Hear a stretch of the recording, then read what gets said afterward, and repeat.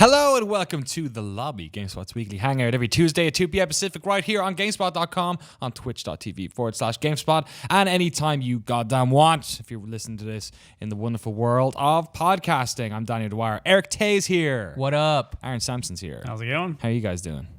Good. Incursioning all morning. Really hot off the presses this morning. A lot of video games, a lot of updates, a lot of live streams, Eric. You're looking like it's been 9 p.m. for you right now. You doing all right?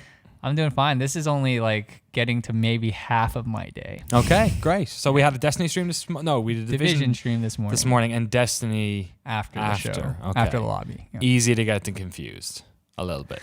Yes, both started with D. Both kind of RPG type shooters. Both vying for power. Yeah, and both we're going to talk about at the top of this show. We're also going to talk about Ratchet and Clank a little bit later on as well. The reboot, or reimagining, I guess, is what they're calling it.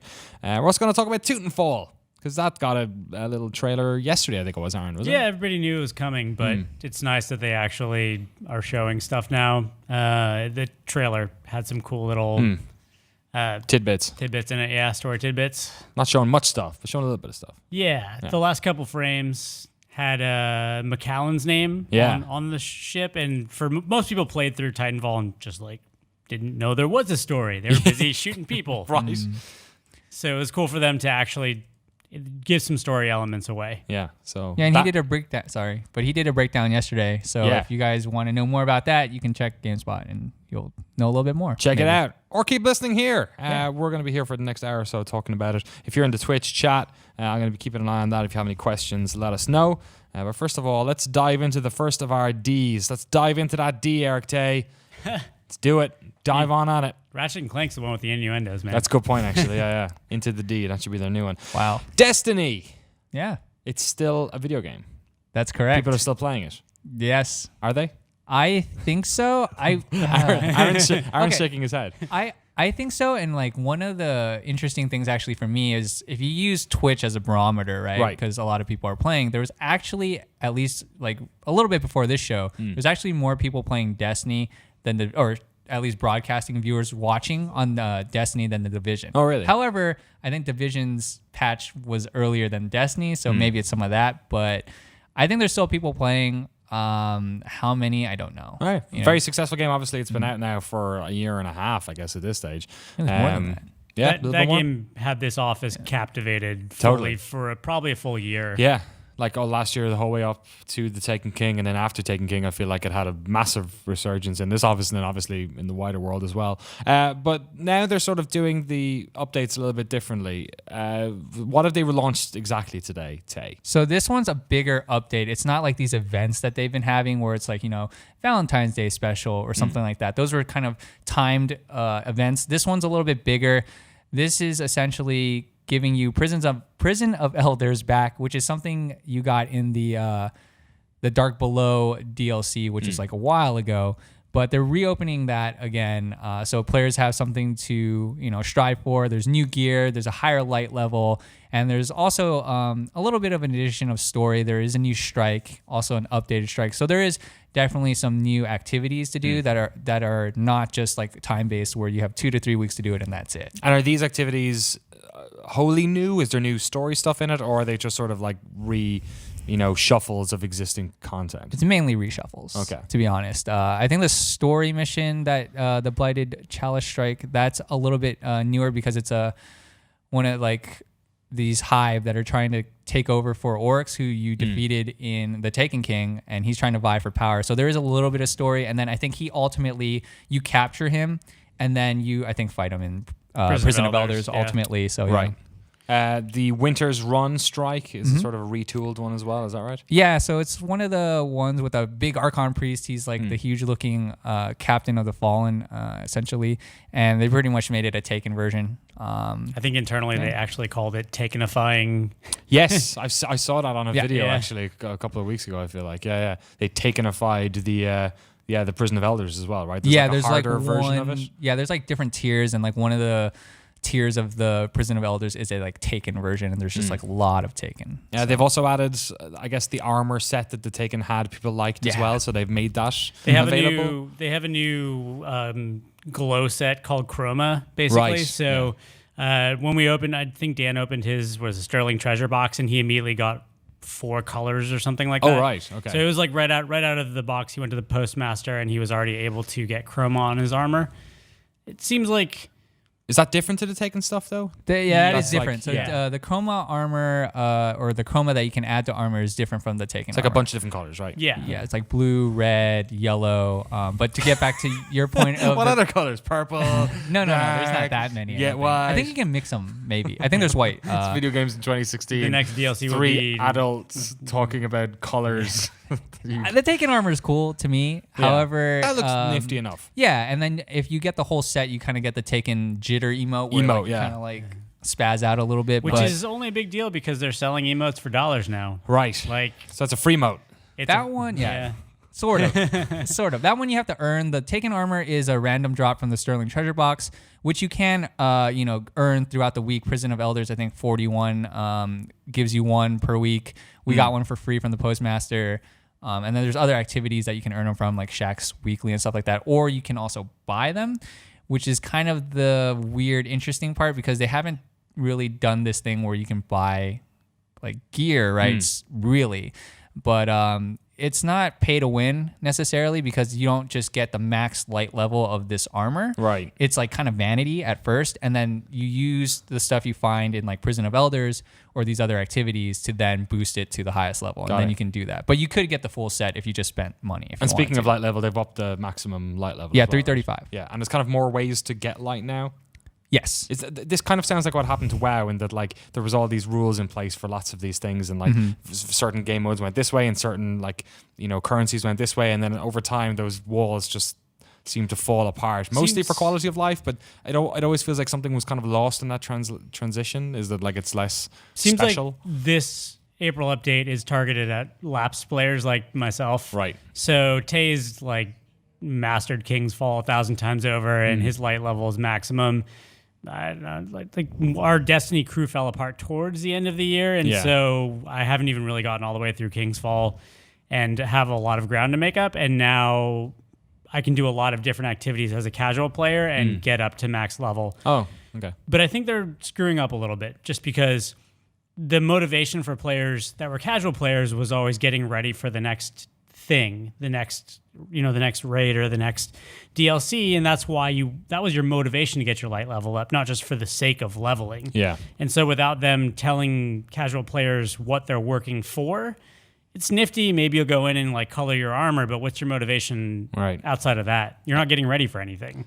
We've got a bunch of questions from the chat actually sort of about that aspect of it, Aaron. The first one up actually is from Kingdom2 asks, is the April update good enough to get you to jump back into Destiny? So first of all, Aaron, how do you feel about that? I'm willing to give it a week or two and just see what the drop rate is like and get my character potentially ready for whatever they're going to talk about at E3. But in terms of long-term motivation, I'll probably stick with the Division a little bit longer just because, again, you're not telling me why I'm doing this. I know that I can do it now, and it's good that I have that option. But there's also a history of once the next DLC drops, you'll just let me get up to light level fast anyway. Right, yeah. So there's not a lot of reason outside of just look at my cool new bike and my cool new ghosts to do it, really. What do you think, Eric? I feel like you've been sort of keeping up with top level Destiny since day one. Is there anything in this that makes you particularly excited? I want the it's the day Dark Souls 3 comes out. See, fortunately enough for me, I played a lot of that. I still am playing that game. I love that game, but we're not really talking about it on today's show because we've talked about it for the past 2 weeks. So yeah, I'm totally in for the Taken armor.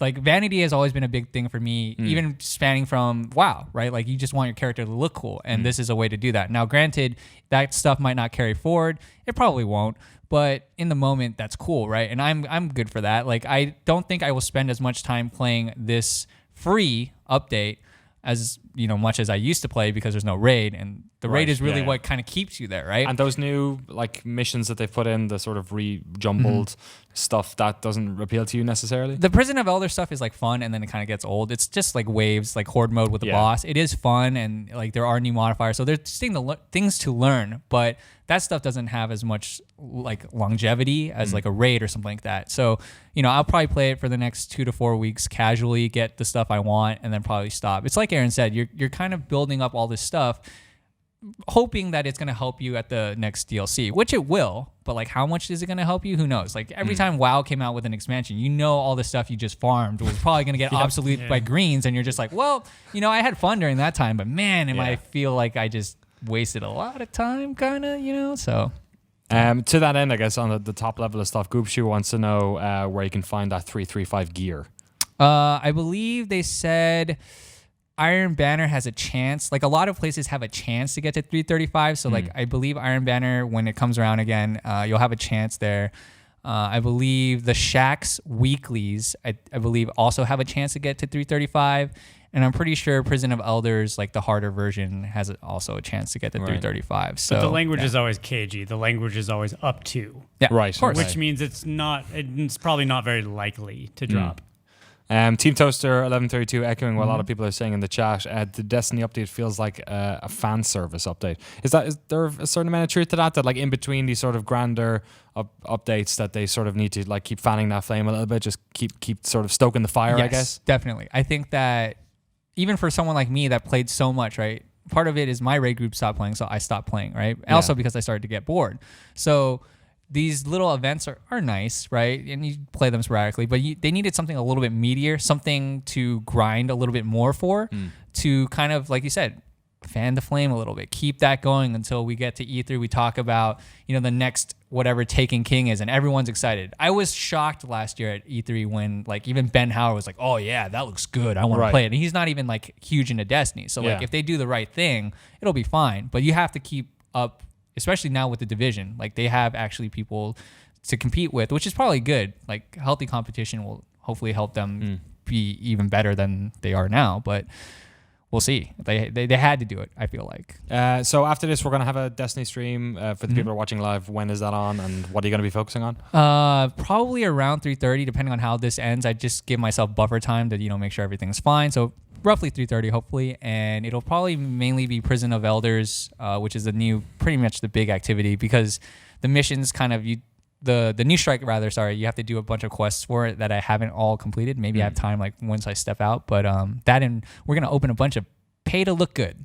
I'm not gonna call it pay to win. I'm gonna call it pay to look good. Pay to look good. Yeah. Pay to look fly. I got 6 Sterling boxes. Pay to maybe dance more. hard. pay to dance good. All right, that's Destiny. So that'll be up just over an hour's time for those watching live. If you're listening on demand, or watching on demand, you can watch that on GameSpot.com and on our YouTube archive, I'm guessing, whenever you goddamn want. All right, we've talked enough about Destiny. Let's swap Ds. Let's jump onto another D, gentlemen. We're going to get to Ratchet and Clank eventually. Yeah. So, speaking of games with incremental updates for their fans, The Division got a little update this morning. It's a game that we've all kind of been playing in the office since it came out. I think I've tapered off a little bit in the past couple of weeks because there's been some interesting games coming out.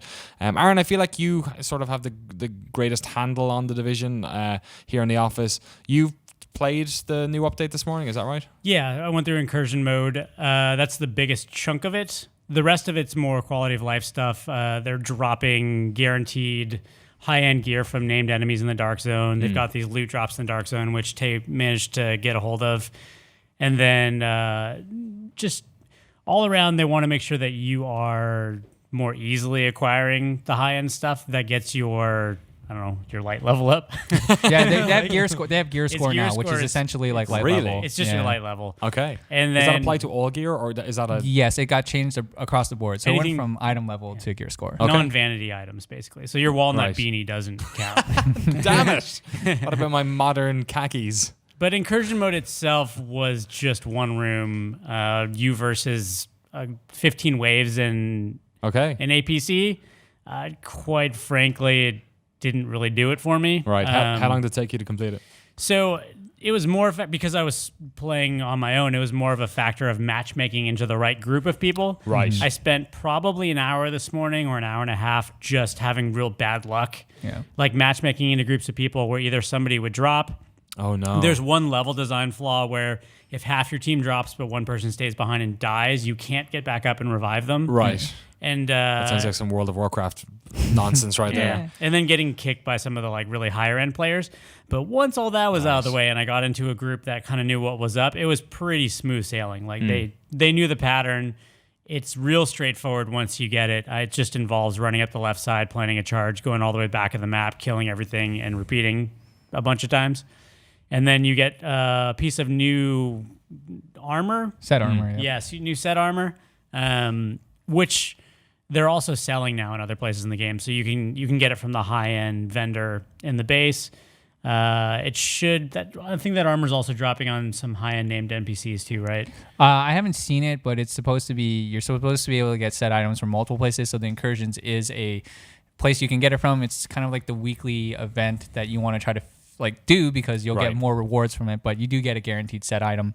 But yeah, you can get it from Dark Zone. There's multiple sets as well. It's very Diablo. To be honest, and almost like WoW-ish too, because like if you look at the gear score of the hard mode incursion, it's like if you did the LFR looking for raid version of WoW, and then like if you do the challenging mode, which is a really hard one, it's like all right, you did the heroic version, and your like score on this armor is actually like that much higher than the other one. So you borrowing a lot of those. You had more trouble with matchmaking, it sounds like. Yeah, so I tried to do it with Rob, and we scrubbed it up. I'll be honest, like it was pretty frustrating, just because we would have. In two different instances of matchmaking, one or two guys would kind of run off on their own because we're not on voice chat with them. Right, they're like either trying to figure out how the incursion itself works or just doing their own thing. And it's already like pretty like intense because there's a lot of mobs, there's turrets from the APC, and it's like, please don't go over there. I cannot revive you because you're basically hamstringing us. And because there's no checkpoints, it's very punishing. You could get 4 to 5 waves in, and if somebody just goes wild card rogue or something, which you tend to do once you've beaten 4 or 5 waves. Yeah, exactly. And then like you're just like, great, we're gonna start all over, and it's just like super frustrating. It actually throws a curveball in wave 15 too, where you go to arm the same way you've armed every other time, and a wave of guys come out. Right at that point. Right on top of it. Right. Which it doesn't do at any other point. So you could potentially get really frustrated because you got all the way to 15 and then the game just screwed you over. Damn. What was is 15 the max? Is that the last 15 wave? waves on hard. I didn't go to challenging mode yet. 15's still the same. Yeah. It's just in challenging versus hard, which it is right now, you just have more elites. So basically they're higher level, have more life and stuff like that. Cool. What other changes have happened outside of that, I guess, outside of Incursion? Just a quick note. Tay looked at the top of the map and he saw that they actually have a placeholder for the next DLC already too. Oh, really? That one's, I think it's free update as well as this one. So the next Incursion is just at the top of the map. It's called like, I think Broken Circle or something. It's like, hey, here's the next one. Here's how much gear score you need. And yeah, it'll be in the next free update. Do we have any idea when that's coming? No. Like probably pre-E3? I don't, yeah. Well, so I think the big DLC is June. Okay. So maybe May, maybe, yeah. But to get back to your point. Yeah. What are sort of stuff for the, the more, I don't know. I play Destiny God damn it. Yeah. I know, right? Which D? I just love that D. I can't remember which one. Which division? I played the division in a very slow, methodical, sort of solo-y kind of way, which is probably not the right way to play this game. Is there anything though that they've changed in terms of just the general play of the game?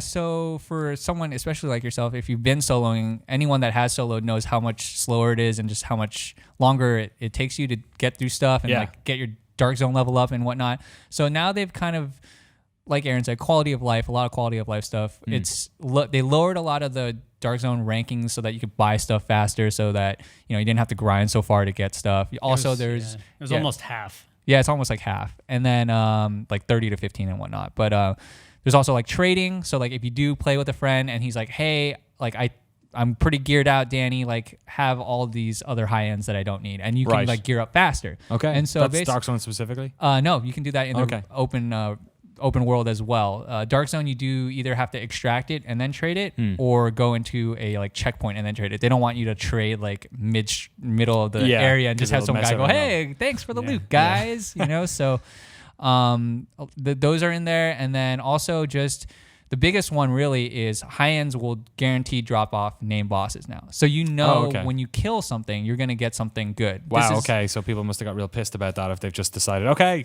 100% drop rate. No, I think it's actually, well, it's hard to say. Like from a hardcore perspective, maybe you're a little salty from all the time you spent farming up till now. Yeah. But it helps casual to like medium hardcore players because now you feel like your time's I found that really frustrating. They wanted to fundamentally change the way that people were playing this game. It was one of those things where they were motivating people to basically just scrap items the entire game until they got to the end game, and then craft the one vector like 20 times in a row until they got the perfect roll.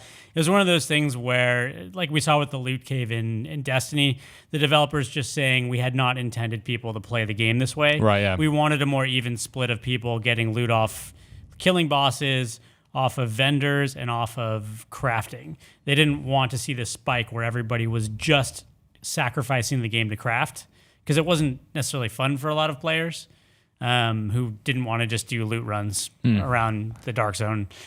So it's their way of rebalancing out the loot system so that it's more rewarding for a variety of players. Yeah.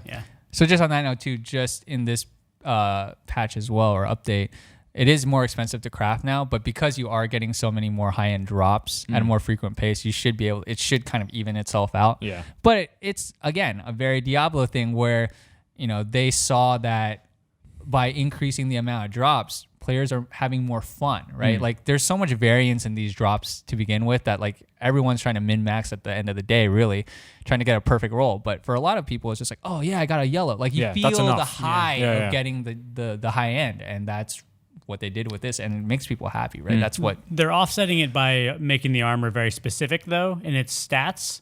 So you'll only really become more powerful if you have armor of the same type. Right. And then you'll become really good at one thing, but you'll actually probably be weak at another thing. So it's 4 different armor paths that gets you really good at 4 different things. So it's a way to elongate the grind. Everyone in the chat, although fighting between Destiny and The Division, also commenting on how lovely your hat is. Was that your hat in the gameplay? I did not have a hat. You didn't have a hat? That was definitely Rob. Was it Rob? Yeah. Rob's got a great hat. Yeah, trapper hat. Yeah, we'll talk to Rob about his hat in a minute. Yeah. We're going to get him on in a second to talk about Ratchet and Clank. Awesome. Before I let you guys go, sure. If you right now, which game are you playing out of? I know it's making these binary things is always very silly, but like what's the game you're going back to at the moment as fans of both The Division and Destiny? Which is the one, Eric, that you're playing at the moment? Dark Souls 3. No, okay, yeah, sorry. Yeah. The other D, the third D. Yeah, exactly. Oh man, it's really hard for me. I almost have to gravitate more towards whoever I know is playing the game. Right. Yeah. Because it's like a massive part social of it. thing, right? Yeah. Like, and for me, the amount of fun I have playing with like Rob or like Chris or someone, like it amplifies that, right? So that will definitely influence my decision. I would say the PC answer for me is I'm splitting 50-50 the best I can. Okay. And, but I can understand why Division most people gravitate to because it's newer. There's like stuff you don't understand. But like you're right, that's like such a big part of these games that, trying to make sure that their fan bases, their player bases are satiated is because one of the main reasons you play these games is because of your friends. I mean, like look at Overwatch with us in the office or even Rocket League. Like there's like a threshold you reach past, and once you're past there, I feel like people just are easier at playing that game because there's like a group of people playing it. What about yourself, Aaron? Destiny is more punishing though to you as an individual player if your friends aren't there. Yes, whereas for sure. Division does, for better or worse, have matchmaking in the vast majority of its activities. Even in the Dark Zone, you can matchmake, and you might get a crappy partner, but you'll get like that's literally why I just could not hang on to Destiny, and The Division has sort of retained me a little bit more. Yeah, you can solo it much. You can solo it more in a more fun manner. It's more friendly to you. That's the game I'm going to stick with, just because it's the newer of the two. Destiny again had this office for a full year, and I just think it's time to hang that up until they have something like actually significant. And if they ever want to get around to actually telling us the story of Destiny, like The Traveler, which was the entire thing, and The Stranger, which was the entire thing, in more than just like, oh, here's a bad dude and here's his bad daddy. Like, yeah, cool. Once you want to tell me that story, I'd be happy to go back and play your game. Speaking of which, we're going to get the guys on to talk about Titanfall as well. Let's get those jerks in there. While we're doing that, Dvorak67 says, Tay, you're double D'ing. I am. I'm a triple D'ing technically because Dark Souls. Yeah. Diablo, you've always got the Diablo's your bae you've got on your. Yeah, I haven't played that in a while, but yeah, that is. Call up Diablo every once in a while. Man, who would have thought? Actually, I didn't really think about that. 4D. Man, you're running out of places to play them all. I know, right? Thank you so much, gents, for coming on. No worries. Go set up a stream. All right, we'll do. Go make some more hot videos about the Division and Destiny and everything else. All right, thanks. Let's get these two jokers in here. We got the Plaid brothers, Mr. Robert Handlery, about to sit down. Mr. Michael Mahardi. You know, this is Dan Mahorik's last show for us here, and we have broken the rule that the request he put out, which was not to have, you're an amateur, Eric, was to not to have crappy paper cups on our set. What are you talking about? Busted. Has that always been a rule? No, it's not a rule. No. Last week he was just, or was it the week before maybe, Don, I forget. He made a point of saying we should have like our nice cups on the set, which is why I don't have any now, because I couldn't find a nice cup. I'll hold it down. So I'm parched, Rob. I have a sweet Darth Vader mug you could borrow if you Oh, want. really? Yeah. I bought The Force Awakens last night on Amazon, which I'm not really sure if that was the best way of doing it. I can tell you definitely not the way to do it is get the Target version, which just lies to you. Well, there's like a fine print at the bottom, but you're told that you're getting like 20 minutes of extra features, Right. and then you open it up and it's like, here's your code. Go stream it on a different site or like Disney.com. It's YouTube, or something. right? Oh, no. It's already on YouTube. I think there are different levels of it, but you're like, really? You're basically getting a flimsy cardboard box. I mean, I would have basically gone all in on the metallic Yeah. case, but I got the Amazon one, which is like, you just own it in your library. Like, I've got like one other movie. I've got The Girl with the Dragon Tattoo. I don't even know why I bought that. It's a good movie, but I literally that's not like, doesn't have that much replay value. Yeah. But I said I'd buy this one, and then, they have like all the special features, like the hour-long documentary and all that. It's just one file. Like, they don't have a nice way of presenting it, so you literally just like, you get a 4 hour, no way, 4.5 hour file, and then once the movie's over, it like just plays into the thing. What? Yeah, and then there's also like a bunch of deleted scenes, but they're all just like one big file. It's really weird. You just gotta take note of the timestamp and everything. Oh, Yeah. that's ugly. It doesn't even tell you the timestamps. I went on like, so in the Amazon reviews, somebody had nicely enough put the timestamps. No, yeah, in. like you gotta do it yourself, right? Yeah. Like remember. There's no like app that's like click here to fast forward or Wow. yeah. Nice. Anyway, future of video. Mike, tell me about a recent movie you purchased on a digital platform. Force Awakens was You did? the most recent. Yeah. Well, I watched it recently with Rob and people, but they got the Target version, which is the one he's ranting about. Did you return it yet? Poor Tarjay. No, Return so I was gonna return it because Josh got the same thing, and then I still opened mine. Even though it was We're just angry at Target because they don't have Chris Waters in their stores anymore. right. At the kiosks. Sticking it to him. Yeah. What a shame. I haven't bought any movies really recently. I'm still catching up on the ones I bought like last year. So we still get Netflix DVDs in my household. Yeah. Chris Waters walked into like That's weird as one the hell. other day. Yeah, I watched. What did I watch? My better half has had a DVD subscription with Netflix and never canceled it, and we like literally watch about like 2 of them a week. We got Whiplash. Yeah. But we got an email from Netflix about 2 hours ago saying, "Whoops, you sent us one of your own DVDs." Not so. Apparently, she never swapped out the copy of Sunset Overdrive that I had taken out of the Xbox One and put in the other thing. Yeah. They sent it back or what? Yeah, they said they're going to send it back. That's cool. We just have to send them DVD. Anyway, that was your hot DVD minute right here on the lobby. Thank you so much for watching. I'd like to give a shout out to our friends at Target, sponsors of today's show. No, they're not. Hey, Mike, what's up? Nothing. You didn't review Ratchet and Clank. Why the fuck did I invite you two here? We played it. We saw the movie. Mary throws up the thirds. We're going to have to do that third. We can't have that on the breakout. That was mean. I'm sorry. It's all right. You both look great today. Oh, dude, get out. You look good. Ratchet and Clank's back. Mm-hmm. 2002 was the first Ratchet and Clank. A bunch of Ratchet and Clanks come out since then. 1, 2, 3, 4, 5, 6, 7, 8, 9, 10, 11. 11 or 12, I think. Is that including like the HD Bunch. remaster and when was that? No, it includes one of the collections, yeah. Okay. They'd all for one, that 4-player Co-op. thing. That must They'd be the one thing. Quest for Booty, Tools of Destruction. Full frontal assault. Yep, up your arsenal. That one's really good.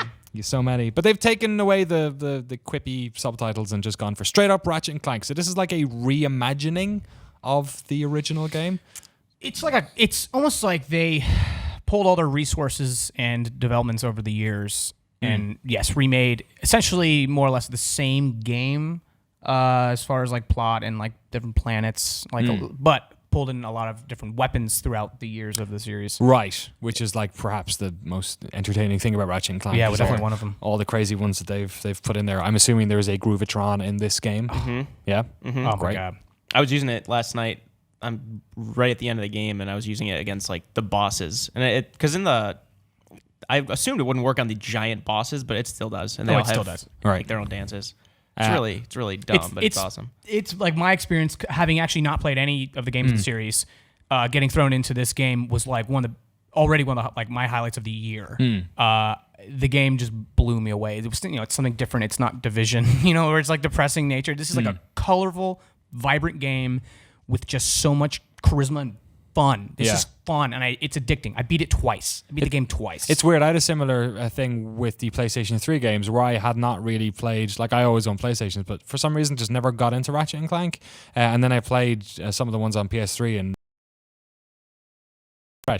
let's talk about one of the, I guess, main talking points of these games whenever they come out. Ratchet and Clank has always been like a really great looking series. Like for whatever reason, Insomniac have just been able to like make really fantastic looking games. This one from the trailers looks pretty gorgeous too. Do you guys think? Gorgeous. Yeah. Absolutely. Like everything about that game just like stands out. I think I like having looked at the original. They've changed up the planets a little bit. Like same planet name, same level design. For instance, one of the planets is like in this game is like a very much a snow planet. In the previous, it's just more of a dark, gloomy one, which was kind of what what I'm trying to say is they basically rearranged the planets in a very awesome way. Where like when you get to the snow planet, just before you've played a very orange, gassy lava planet. Right. You know what I mean? So as the game goes on, like you kind of get eventually kind of worn out on this one planet, and then to flip it to the snow one was like, yes. Like really different, like strike contrasting palettes kind of between each one. Yeah, and each planet is everything like that. So you just kind of go through, and it's just a really fun ride. Does it play like a bunch of the old Ratchet and Clank games? I mean, we're seeing a lot of returning weapons. It's a 3D action platform at the end of the day. Does it feel very familiar? Does there a lot of new stuff in it? I see the rail sliding is back in it.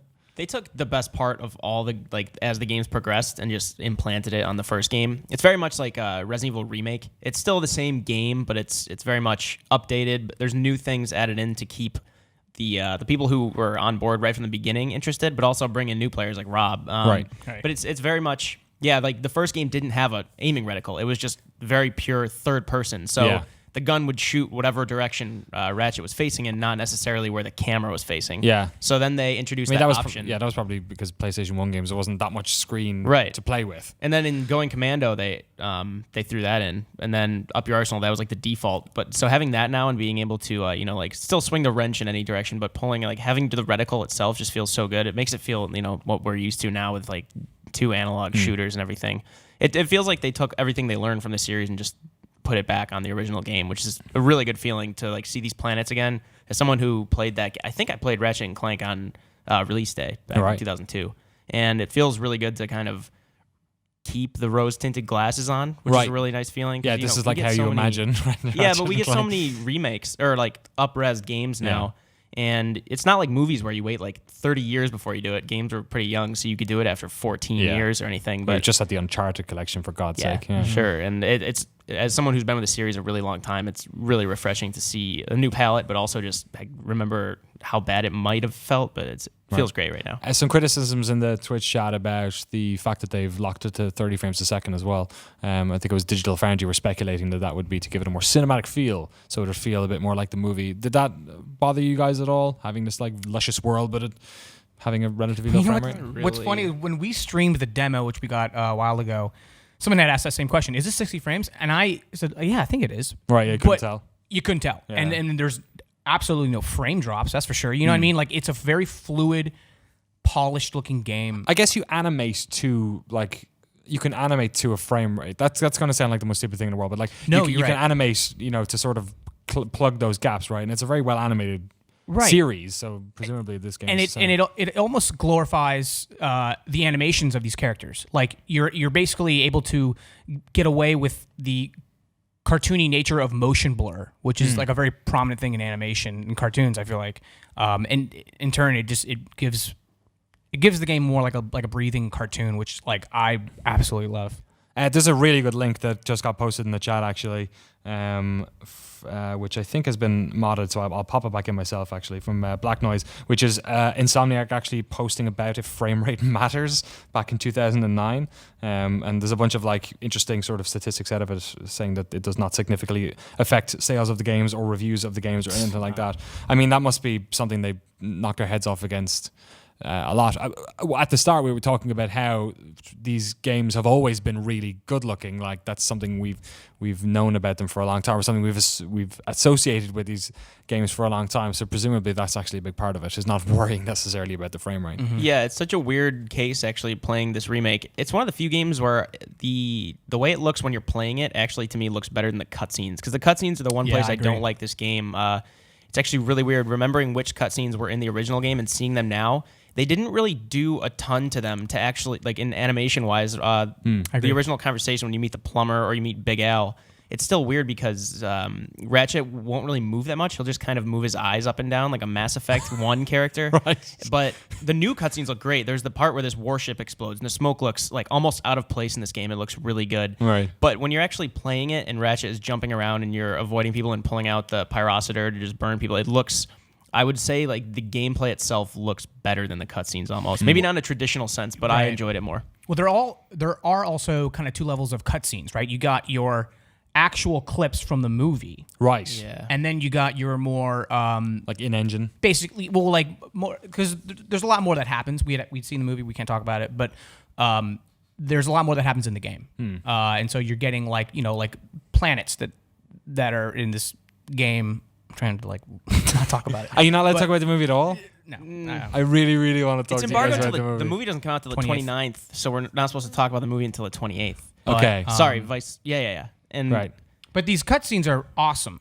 The ones that are from the movie, they're super funny, and these are the ones that are really well done. And then what I'm trying to get at are these other cutscenes, which are like, you meet these side characters that, again, the nature of like the gameplay feels more alive than these like very like, I don't know how to say it other than like there's not much animation going on. It's just like a couple of like generic like shrugs. I think that's what you were getting at. Like, So can you tell when the ones are from the movie? yeah, I was just gonna get to Wait, that. like There- if you 100%. hadn't seen the movie, could you Yes. tell which ones were in the movie? Like knowing there's a movie that they're billing the game as a game based on a movie, which is based on the 2002 game, which is if it's confusing, it should be. So it's Street Fighter the movie, the game. Yeah, and Yeah. it's when you're playing the game, especially like I could talk about this because there are cutscenes that just serve the purpose of setting up the next gameplay sequence, or just they feel very much like they're bookending these planets. When Yeah. you get an infobot that leads you to a new planet, Right. you're like, this makes sense in the game, but then you'll see this cutscene that doesn't really. It's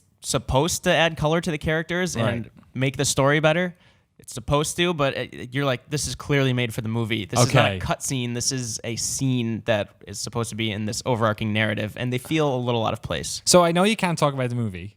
So I'm going to ask you. Trying not So what I kind of want to know is how many of these movie cutscenes are in the game? Like, I'd say a little less than half the cutscenes you see in the game are from the movie. So how much Or, time are we total talking runtime. about? Wait, Like total time of cutscenes. total time total in the ti- game. that looks like I it will might be say- from a movie. That looks like it might be from the movie. I'd say about like Half an hour? Like half an hour of the movie. A little are in the more. game. A little Yeah. more. Right. Probably more, I'd say. Okay, I can't wait to have you guys on to talk about the movie because Yeah. presumably presumably anyone who's played the game has seen a third of the movie. Yeah. Well, I wonder. A little more I than a don't know. third, I'd say. Yeah, That's being, yeah. That's weird. Yeah. Okay. Did you guys play the game or watch the movie first? The movie, I played. unfortunately. I played the demo. Or we played the demo before the movie. Right. Yeah. Okay. And So then, we had seen. But Yeah. I had played the original game before I saw the movie. right. Yeah. Yeah. I sorry. The game is so good. I love the game. Game is really good. It's this awesome game. Just I have to say like. Actually, I don't know where I'm going with this. Other than I just want people to play this game. I think it's like a must-have for PS4. Right. I really do.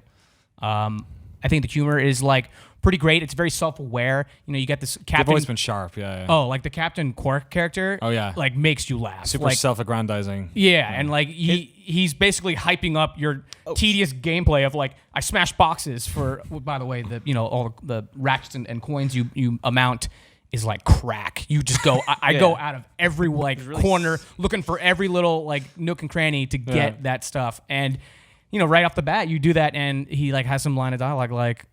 His love for destruction of property was through the roof, and you're just like, hey, he's talking about. That's me. how they contextualize the game now. It's as if Quark is in prison after the events of the later games, and he's recounting this story, but he's narrating it. So instead of giving you this tutorial on screen or the tutorial voice, it's him. He'll be like, Ratchet used the triangle button to pull up his weapon to get through the enemies. You're kidding. His destination, destiny. Yeah, that's right. It's really funny. Destiny. Those jokes in the game are really funny. Yeah, That's I good. laugh aloud a bunch of times. Excellent. Yeah. To go to the old unreliable narrator as well. That's good. All right, so I get Ratchet and Clank out today on PlayStation 4. That's right. Yeah, play it. And we'll have you back on to talk about the movie in the not too distant future, I guess. A couple of weeks. In a month, yeah. Wonderful. All right, in a month. End of the month, excuse End me. of the month. All right, okay. In 2 months. Okay, but if you want to see some of the movie now, play Ratchet and Clank. Sounds like. All right, let's. Also, sorry, there is a review up on GameSpot.com as well. Cassidy Mojo did it. 8 out of 10. You can go check that out right now as well. And a video review. So, all that there. Okay, gentlemen. Another video game that we all love. Easy transition. You can say that about any section on the lobby. Absolutely. Another video game. Next one. Exactly. Yeah, although I did just end that one talking about a movie. But don't worry about it. Right up next. A game. Can we have you do that every week? Up next, you can be you can be.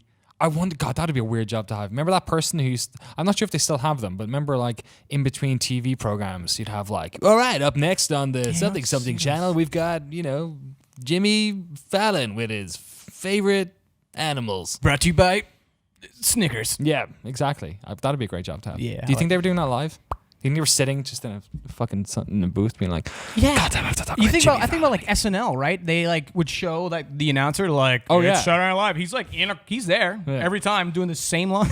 Jimmy Fallon. They just imprison him until the next Saturday. It was before they realized they could slop. simply record his voice and just play it every week.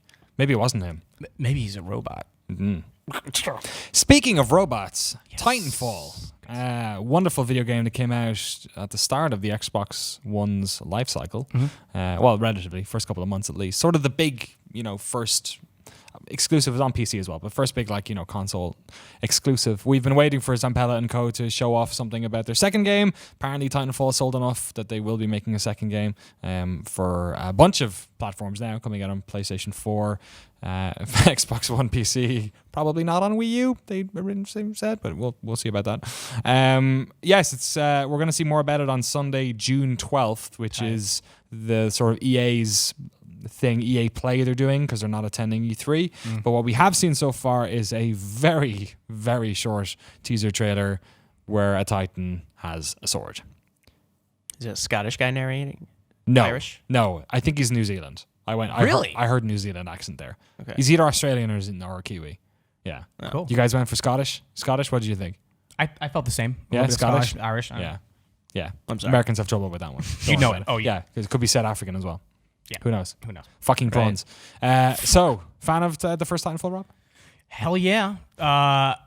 Just that parkour system, running around with a shoddy, hitting up walls, wall running. The whole Titan aspect was awesome. First game to kind of do that. We saw a bunch of games since. Obviously, Call of Duty's basically and taking that to heart. Yeah. Even games like Overwatch now, when I think about it, that's got a bunch of mantling in there. Even the new Doom has got some sort of double jump mantle thing going on. Yeah, the game was smooth. I mean, Halo 5 too. Yeah. Halo 5. Right. Game was smooth. I would say my only issues were like the campaign nature of it, right? Yeah, and this is so kind of like a divisive thing. Where did you fall on that? Because some people were happy that, they tried something new, but other people were like, oh, I wish I just had a single player, fleshed out universe. Where did you fall on that, Rob? I just had a hard time following the story because you're playing a multiplayer match, which is extremely competitive. Typically, my mind goes 100% into that. To have a lot of VO and like story-driven elements during like a match, it felt really cluttered. Granted, they had like each opening of the match, right, had a little bit of a cutscene, which was cool. I mean, it was I give them like respect for like trying something out, you know, like it was a really interesting idea, but came down to it, like I feel like I had to hit the web in order to find out what the actual story was sometimes. Yeah. In fact, now when you think back of what happened in the story of Titanfall, can you put you on the spot, Mike? What happened in Titanfall 1? I remember one side was called the Mercenaries. Yep. Was it? Maybe. Goodies and baddies? That's about it. Do you remember James McCallan? Yes. So he is the guy who, in the teaser trailer for 2, it seems to have his name on the side of the escape pod or whatever it is. Okay. But he died at the end of Titanfall. So, Right. So which further he like locked himself inside the reactor in the last one. right, and the nuke went off. Yeah. I think Aaron did actually surprisingly a pretty good breakdown of Yeah. that trailer, which was so short. But yeah, it basically says his name on the draw pod that you see, and that kind of, yeah, as you said, like insinuates it's going to be a prequel. And even the fact that there are swords, almost, I feel like would There's a hint at prequel? that. There it is. Look at that, James McCallan. I mean, it doesn't necessarily mean that it's his pod either. You never know. They might just be fucking with us. But Why wouldn't it? Why wouldn't it be? I don't know, because video game marketing. Sure. Because who knows? So they go, gotcha. So I wonder, like, it's like that Mirror's Edge thing, right? It's like they're bringing back Mirror's Edge, and then we're talking about, you know, it being a reimagining of the first game, which is sort of strange when you've only made one game. And I feel the same is the case for prequels. I feel like if you're going to do a prequel, at least leave it to like the third game. It seems a little bit strange I agree. to dive immediately back. In terms of content for this game, Mike, do you think the same thing? Are you looking for a more fleshed out story sort of Titanfall experience? Yeah, because I'm with Rob. I really like what they were going for. I don't think a single player campaign is always necessary because, you know, Rainbow Six Siege didn't have one, and I still really like that game. Right. There are a bunch that do that. You know, Overwatch doesn't have like a traditional campaign, but I've been playing a ton of that. It was mainly felt missing to me because this was a new universe that felt really appealing to me, and I wanted to know more about it just from all the trailers I saw. It was weird to me that they did that with the first game again. I want to know more about that on like in the traditional sense. I want to be able to just play by myself or with, you know, like my friend and kind of go through this well-paced narrative that I didn't get from like the kind of broken up nature of the multiplayer campaign story. Yeah, my feeling about that was that maybe, you know, Respawn, as we see the Titanium series sword there, perhaps Respawn had a, you know, it was a new team, it was a small team. Maybe the campaign multiplayer was just what they could do with the resources that were allowed to them. That was that they really had to build the framework for that game and then, you know, hopefully sell enough units so that they could make a story mode. Because, you know, we're talking about Vince Zampella here. We're talking about the co-creator of Medal of Honor and Call of Duty, which are series that, although we know them a lot for the multiplayer aspect, like they're predominant, like they have very good single-player campaigns in them, like throughout the entire series. Sure. You know, some of the most memorable first-person shooter scenes happened in those games, the early COD games and beyond. And Frontline.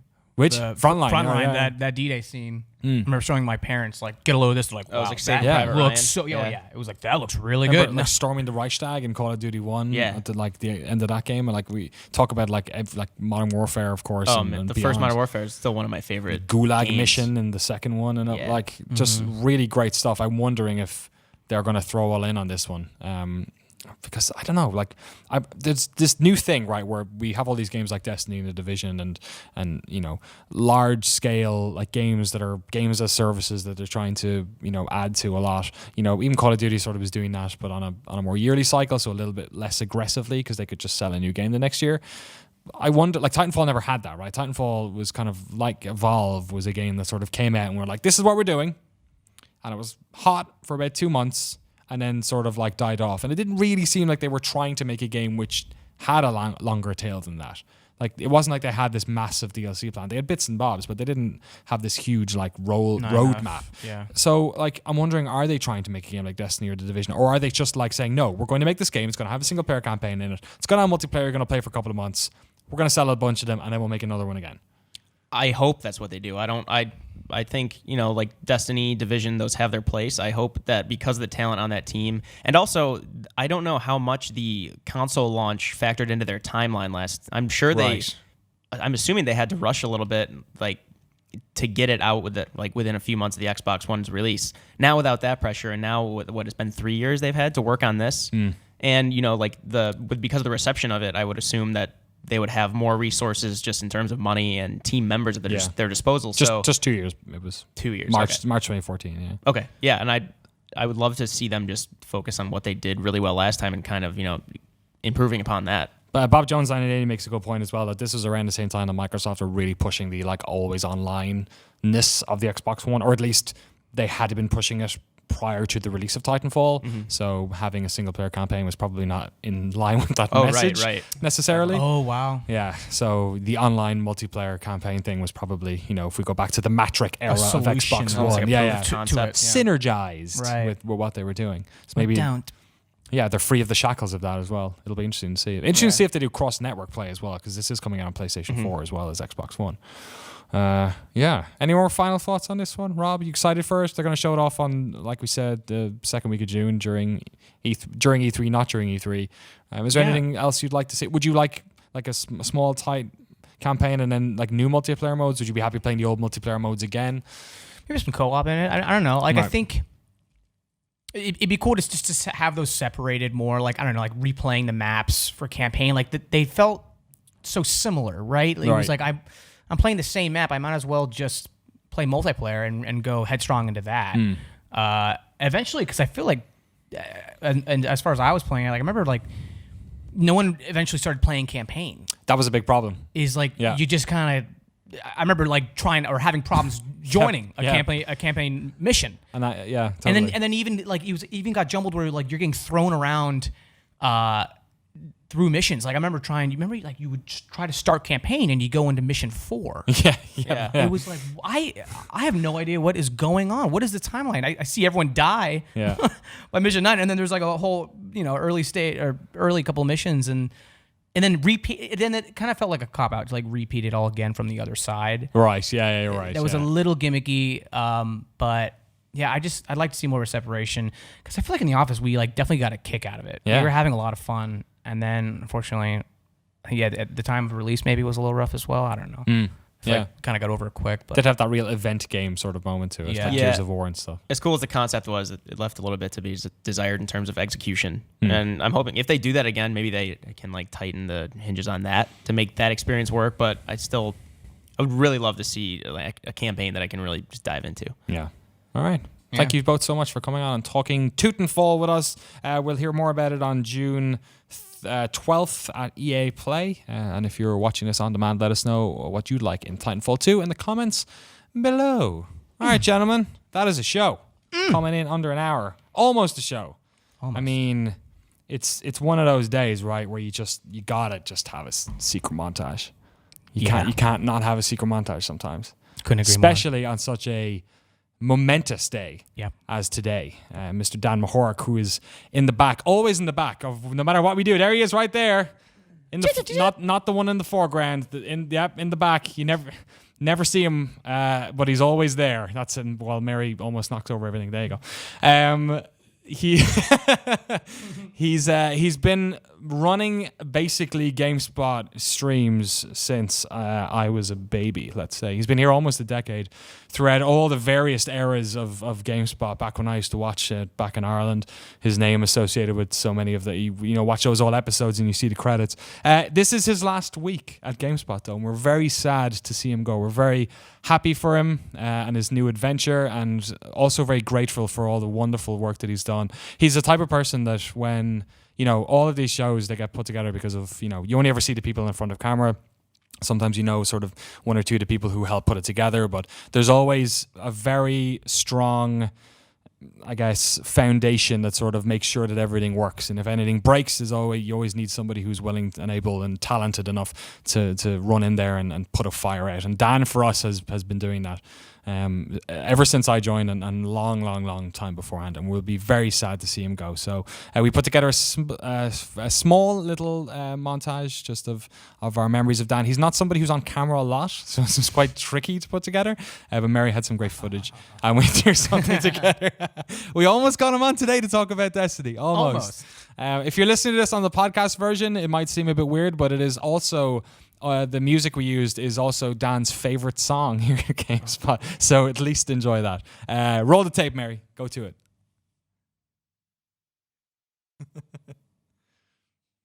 We might not be able to hear it.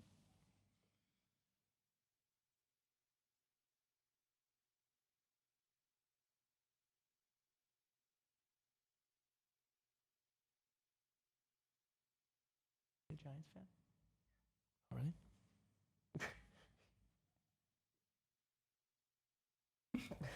Reusing footage. You guys are gonna make me fix something on my last day on the show?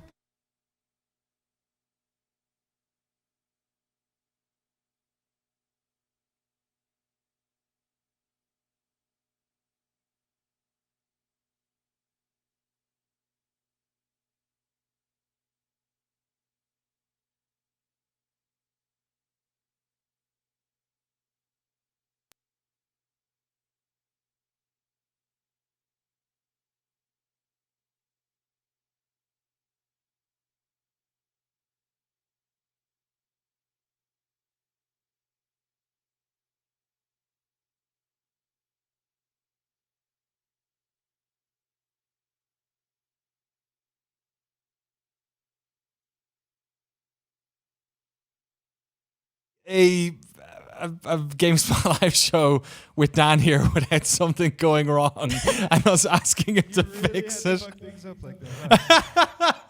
I couldn't even watch my own montage. He couldn't even watch his own montage.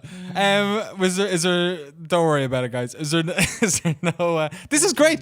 This is the perfect excuse because we managed to get Dan on camera. It was all a ruse, Dan. It was all a ruse just to get more Mahork on camera time. This is perfect. Poor Mary. Amazing. Can we roll it again? Can we fix the problem? I still can't get the audio right. The buses are all messed up. The buses are all messed up. Well, don't worry about it. We'll put it up on GameSpot. Dang, buses are late. Or on YouTube. I might have to edit. I think I put the word shit in there one stage, so I might have to edit that one out. But otherwise, I love it. Dan, you're not done yet, mate. You gotta fix. You gotta fix. Fix